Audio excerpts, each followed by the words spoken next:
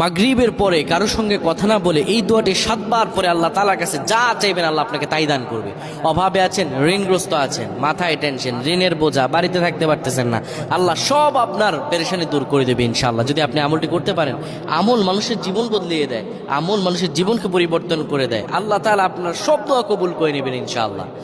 মাগরিব নামাজের পরে কিবলামুখী হয়ে থাকবেন, কারোর সঙ্গে কথা বলবেন না, কারোর সঙ্গে কথা না বলে কিবলামুখী হয়ে আপনি পড়বেন আল্লাহুম্মা আজিরনা মিনান নার, আল্লাহুম্মা আজিরনা মিনান নার, আল্লাহুম্মা আজিরনা মিনান নার।